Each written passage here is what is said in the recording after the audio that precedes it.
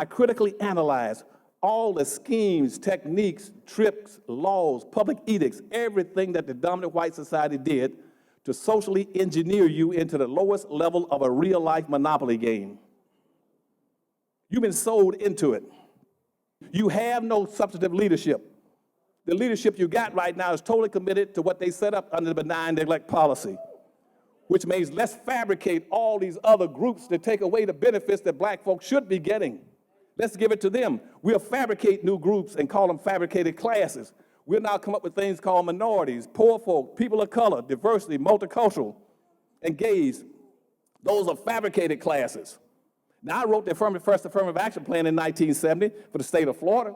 When I was over education for the state, I did not write it for minorities. I didn't write it for gays and humpbacks and lesbians and midgets. I wrote it for black folk. In the history of this nation, they have given up over 1 billion acres of land to whites, free. And that not only did they get the free land, but the free land and double and triple in value every 20 years. That's why they got all the wealth. And on that land, all the gold, silver, chrome, bauxite, magnesium, and timber increased in value. And out of that 1 billion acres of land. And by the same token, they denied giving black folk 40 acres. Forget civil rights. Go back and correct the conditions that you impose on black folk.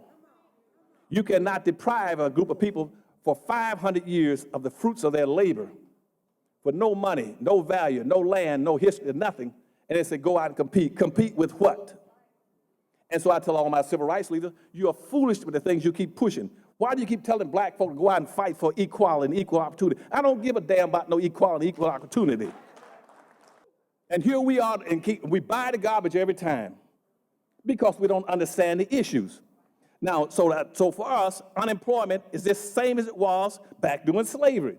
Why? When I looked at the records, I found out back in those days that in major cities like Washington, D.C., Pittsburgh, Philadelphia, New York, and Atlanta, Georgia, and Savannah, that even though you only had 200-some thousand black folk that were free, all the others, almost 6 million, were enslaved. But yet, what was the unemployment rate? They had full employment as slaves. But out of the 200,000 that were free, guess what? The employment rate for them was still what it is now, almost 35 to 40%. Just sleeping in alleys, sleeping in attics, sleeping on the corners, begging for food, walking, trying to do handyman jobs. The same thing with imprisonment at that time, that even though you only had 200-some thousand black folk free out across the country, I looked at the incarceration rate, imprisonment rate.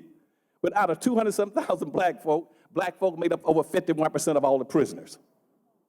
You're the only people that came to this country that were enslaved. Nobody else came here and enslaved but you. You're the only people that were denied the right to vote. You're the only people that were classified as 3/5 of a human being. You're the only people that were classified as special property. You're the only people that the entire Constitution was framed on. You're the only people that holds an entire civil war was fought over you. And more importantly, you are the only and the most patriotic people in America. Nobody in this country, I hear all the people on these Rush Limbaugh types and the Hannitys and the O'Reillys always talking about black folk for this and black folk for that, about patriotism. Nobody in this country is more patriotic than you are. You tell them this, that Dr. Anderson told you this. You are the only people in this country, no Asian, no Arab, no Hispanic, no American Indians, anyone else. You're the only people that have fought in every war this country's ever been in.